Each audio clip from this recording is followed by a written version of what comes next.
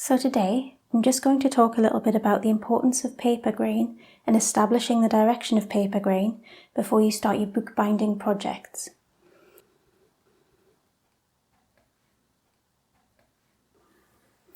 The grain of the paper should always be parallel to the spine of your book.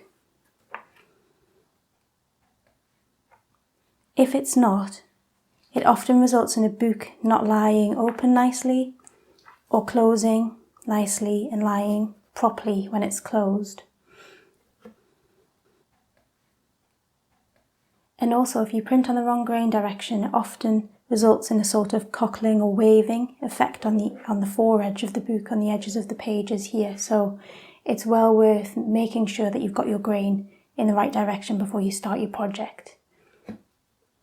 Not only that, but it can also cause structural damage to the book, either straight away, where the boards will move away from the pages themselves, or later on, where the spine might be compromised. So it's definitely something that you want to get right in your bookbinding projects. So today, I thought that I might show just a few methods for establishing the grain. So to illustrate how the fibres in the paper work, I've got a little model here. So if we imagine that this is an enlarged piece of paper, during the production process, the fibres in the paper all tend to come out pretty much in the same direction if it's a machine-made paper, which a lot of the papers that we use are. So this piece of paper here, the fibres are all lined up in this direction, as you can see. So if we then wanted to fold this piece of paper, if we folded it with the grain or along the direction of the grain, we'd find that we could do that fairly easily, like this. If we decided that we wanted to fold it against the grain in this direction, then we would start to run into big problems. We would end up snapping the fibres like this, and that is not what you want to do.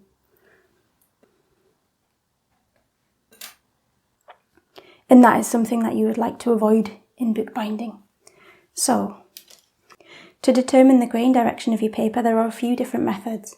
So the first one I'm going to show involves resistance, really. So what you do is take a piece of your paper and you bend it first one way and then the other. You don't have to fold it, but just feel what it does when you're bending it in both directions.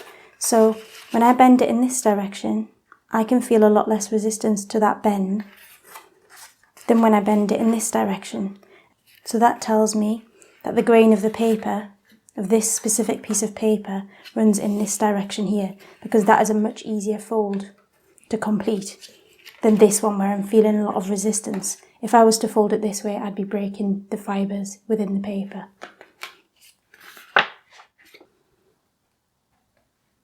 So to illustrate what I mean by that, this piece here is actually folded. So if I fold it first in this direction, where I feel less resistance, and then I take it and fold it in this direction, where there's more resistance, and I can feel that it's not wanting to fold as easily as it did in the other direction. Then when I open this back out, I'm going to see very clearly that there's a problem with that fold there. So this fold here is quite clean, even without a bone folder. And this fold here, there's a problem. You can see that that's quite creased, hasn't folded neatly at all.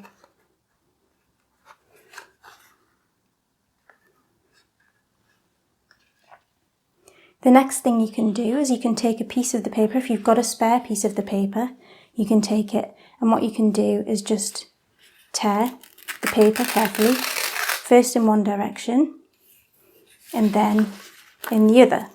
And already it's resisting me tearing it here.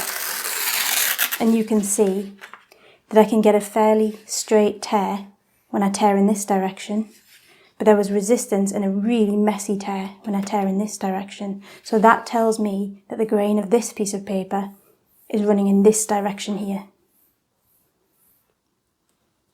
So if you've got a spare piece of the paper that you're using for your project, that can be a way to tell which way the grain is running.